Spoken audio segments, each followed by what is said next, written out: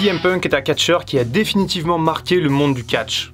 Véritable tête d'affiche de la WWE au début des années 2010, le natif de Chicago a su s'imposer dans un univers difficile dont il n'était jamais destiné à être la star. Bonjour à tous et bienvenue dans ce nouvel épisode de Retour sur l'Histoire. Et juste avant de démarrer cette vidéo, je dois vous parler de quelque chose. Alors non pas d'un placement de produit, mais quelque chose d'encore mieux. J'ai ouvert aujourd'hui ma troisième et dernière chaîne qui s'appelle Dr Everything. Une chaîne qui, comme son nom l'indique, va parler de tous les sujets possibles. Et voici d'ailleurs les 4 premières vidéos qui sont déjà disponibles sur cette chaîne. Soyez les premiers abonnés de cette nouvelle aventure et allez voir ces vidéos à la fin de celle-ci. J'ai vraiment beaucoup travaillé sur ce projet et croyez-moi, ça va vous plaire. A tout de suite sur Dr Everything.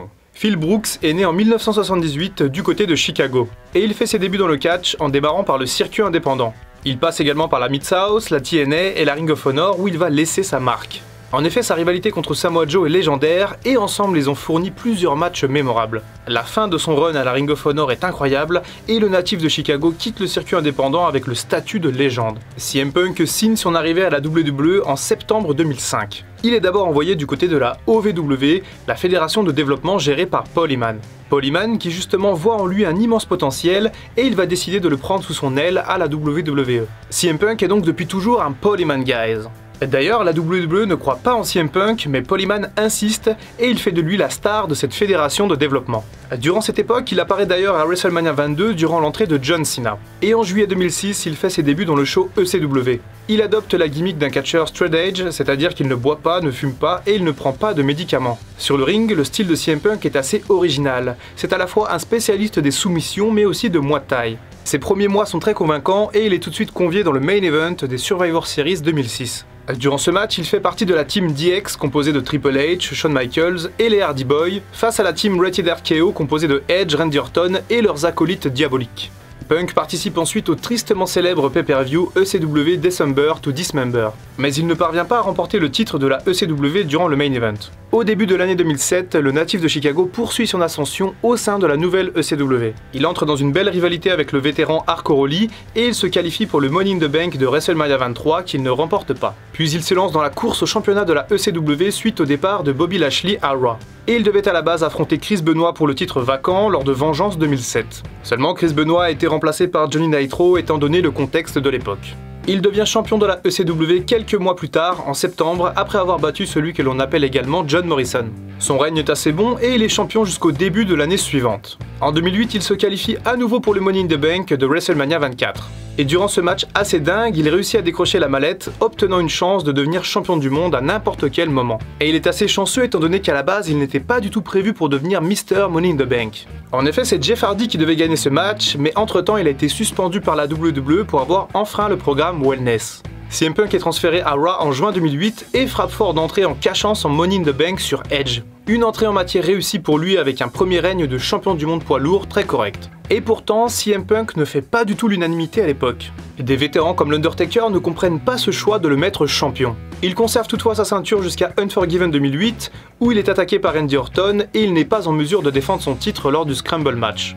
Puis il s'attaque à la division par équipe où lui et Kofi Kingston remportent les ceintures de Raw. Début 2009, il remporte également le titre intercontinental à Chicago, ce qui fait de lui le 24e Triple Crown champion de la WWE. Une fierté personnelle pour le catcheur straight edge qui est à l'époque le recordman en termes de rapidité, puisqu'il a détenu les 3 ceintures en moins d'1 an. Lors de WrestleMania 25 en 2009, il participe à nouveau au Money in the Bank. Il remporte la mallette pour la seconde année consécutive, une performance que personne n'avait encore produite jusqu'à présent. Il est transféré au sein de la branche bleue et comme l'année précédente, il utilise sa mallette très rapidement. Et sa cible se nomme cette fois-ci Jeff Hardy. Tout juste devenu champion du monde poids lourd en battant Edge lors du show Extreme Rules, le cadet des frères Hardy entend le thème de CM Punk résonner dans l'arène. Punk est déterminé et récupère la ceinture de manière assez propre et respectable. Toutefois, les officiels vont profiter de ce cash-in pour faire tourner CM Punk du côté des vilains. CM Punk officialise son nouveau statut de heel lors du pay-per-view suivant Night of Champions quand il perd le titre à nouveau face à Jeff Hardy. Et même s'il est un bon face adoré par le public, CM Punk est un excellent heel. Et il démontre toutes ses facultés au micro dans cette rivalité contre Jeff Hardy qui commence alors à prendre de l'ampleur. Il utilise les diverses addictions de Jeff Hardy dans la storyline, ce qui rajoute du piment dans une rivalité déjà explosive à l'époque. CM Punk obtient son 3e titre de champion du monde poids lourd lors de SummerSlam, où il remporte un match TLC face à son ennemi juré. Quelques jours après ce match épique, il bat une dernière fois Jeff Hardy dans un match en cage, dont le perdant devait quitter la WWE.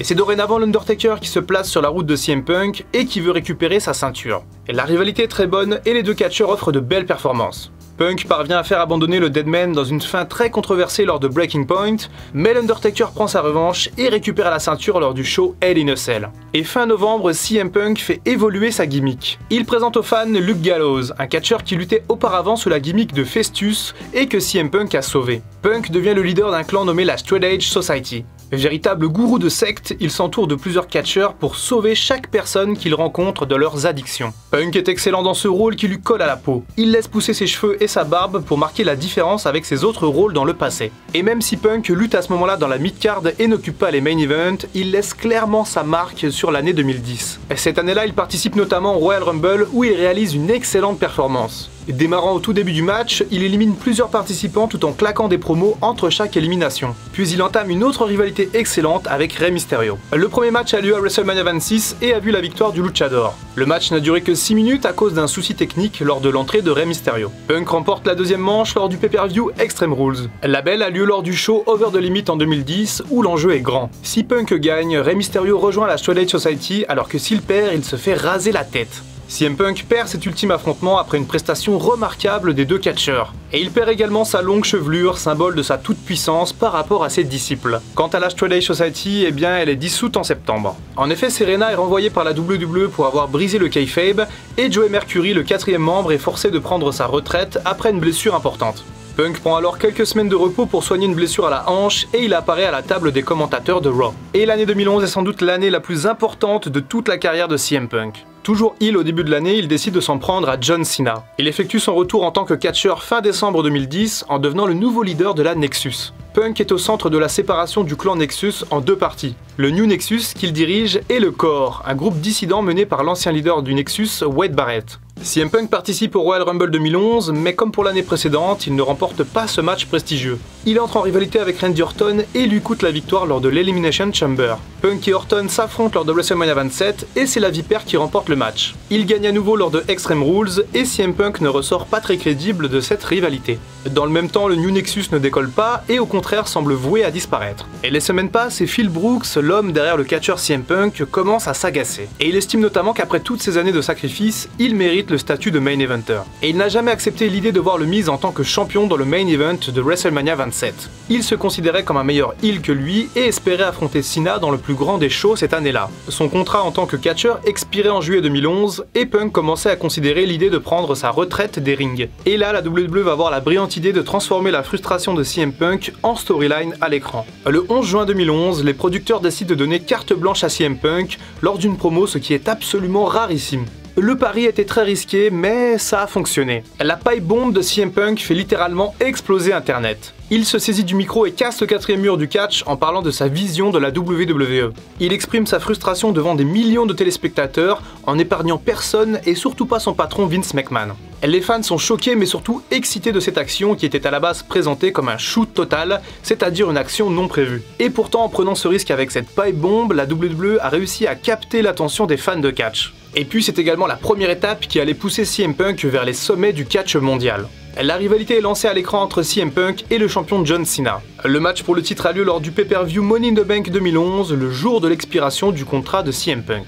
Et le match a lieu à Chicago, dans la ville natale de la superstar Straight Edge. Tous les astres étaient alignés à Chicago pour avoir le plus grand match de la décennie. Une pop monumentale pour CM Punk alors heel et une bronca terrible pour John Cena. Les spectateurs de Chicago étaient en fusion dès le début du match. Et au terme d'un match 5 étoiles absolument parfait, c'est CM Punk qui remporte le titre de champion dans une atmosphère indescriptible. Il quitte ensuite la salle en passant par le public et célèbre avec les siens devant un Vince McMahon médusé. Le scénario était parfait, mais CM Punk n'en avait pas encore terminé avec la WWE. Devenu la voix des sans-voix, il revient à la WWE quelques semaines plus tard avec la ceinture de champion. Le titre a entre-temps été déclaré vacant et John Cena est redevenu champion de la WWE. Les deux champions s'affrontent pour unifier les titres à SummerSlam et CM Punk remporte le match. Seulement, il est immédiatement attaqué par Kevin Nash et Alberto Del Rio en profitent pour cash-in et récupérer le titre. La storyline du Summer of Punk démarre et CM Punk est en rivalité contre Triple H et Kevin Nash. Une histoire pas terrible qui vient miner un peu la dynamique du natif de Chicago jusqu'au Survivor Series. Ce soir-là, Punk remporte son deuxième titre de champion du monde en battant Alberto Del Rio. Le début d'un très long règne de champion pour celui qui catch dorénavant comme un favori de la foule. Il démarre début 2012 une rivalité contre le General Manager de Raw, John Laurinaitis. Il conserve notamment son titre dans un excellent match contre Dolph Ziggler au Royal Rumble 2012, puis il est défié par le perfide Chris Jericho et les deux catcheurs vont produire une très belle rivalité pour WrestleMania 28. Au début de l'année 2012, il prend part à une excellente rivalité contre Daniel Bryan avec AJ Lee au centre de ce triangle amoureux. Puis vient le 1000e épisode de Monday Night Raw. John Cena utilise sa mallette du Money in the Bank pour défier CM Punk dans le main event du show. Il conserve le titre puis tourne heel en s'en prenant à Dwayne Johnson, le Rock présent ce soir-là. Et il est d'ailleurs le premier champion de la WWE à tourner heel en plein règne depuis le Macho Man Randy Savage en 1989. Quelque temps après ce turn retentissant, Paul Heyman devient le manager du champion CM Punk. Une réunion à l'écran entre deux personnes qui se sont toujours appréciées et respectées. Punk terrasse successivement John Cena et Ryback avant de fêter ses 1 an de règne au Survivor Series 2012. Et après une petite blessure à la cheville, CM Punk est défié par le Rock pour le Royal Rumble 2013. La légende du catch et du cinéma remporte finalement le titre de la WWE. Après 434 jours de règne, CM Punk est le plus long champion depuis le couronnement de Hulk Hogan en 1984. Il obtient un match revanche pour Elimination Chamber, mais perd à nouveau face au Rock, dont le destin était de retrouver John Cena dans le main event de WrestleMania 29. Et puisqu'il n'est plus champion, Punk décide de mettre fin à la série d'invincibilité de l'Undertaker dans son jardin. Un match très bon qui vient compléter une storyline parfaitement présentée, et ce malgré le décès réel de Paul Bearer. Il perd à nouveau à WrestleMania 29 et prend quelques mois de repos pour soigner de nombreuses blessures. Il revient toutefois en juin pour quelques apparitions avant d'être trahi par Paul Heyman. À nouveau devenu un favori de la foule, le Best in the World va défier Brock Lesnar dans un match épique lors de SummerSlam 2013. Un match excellent entre les deux catcheurs qui représente le dernier grand match du Best in the World à la WWE. Durant ces derniers mois chez Vince McMahon, il est concentré sur Ryback et sur Paul Heyman avant de rentrer en collision avec le Shield. Et sa dernière apparition à la WWE a eu lieu lors du Royal Rumble 2014. Lors de ce match, il est éliminé en 27e position par Kane qui ne faisait même pas partie des participants. En effet, l'idée de base était de lancer une histoire où CM Punk affronterait l'autorité et notamment Triple H lors de WrestleMania 30. Pourtant, pour des raisons qui restent toujours mystérieuses, CM Punk a quitté Raw le lendemain du Royal Rumble et n'est jamais revenu. Certaines rumeurs évoquent une frustration de plus à l'idée de ne toujours pas être prévu dans un main event de WrestleMania. En effet, cette année-là, c'est l'animal Batista qui était prévu dans un match 1 contre 1 contre le champion Randy Orton.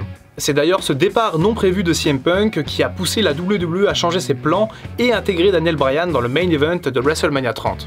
CM Punk, quant à lui, n'a jamais vraiment raconté les raisons de son départ si soudain. Il a toutefois expliqué dans plusieurs interviews que son corps avait du mal à suivre la cadence et les chocs liés à la pratique du catch. CM Punk a quitté le monde du catch début 2014. 6 années qui paraissent une éternité pour tous ses fans. Au départ catégorique dans son intention de ne jamais retourner à la WWE, CM Punk semble récemment s'ouvrir de plus en plus à un retour sur les rings. En effet, après une très courte expérience de combattant à l'UFC, Phil Brooks travaille désormais comme consultant WWE pour la Fox. Et je vous pose la question maintenant, est-ce que CM Punk doit un jour revenir sur un ring de catch à la WWE ou ailleurs? En tout cas, l'autoproclamé Best in the World fait déjà partie des légendes de la WWE. Son histoire est unique, ainsi que son influence pour les fans de catch. CM Punk possède l'âme d'un rebelle et il fera encore longtemps parler de lui, et ce même s'il ne remonte plus jamais sur un ring. Voilà pour l'histoire de CM Punk, je vous laisse me dire ce que vous en avez pensé dans les commentaires. N'oubliez pas de cliquer sur les petites icônes qui apparaissent juste ici pour aller voir ma chaîne Dr Everything, le nouveau-né, la nouvelle chaîne. Donc voilà, j'attends également vos retours sur cette chaîne,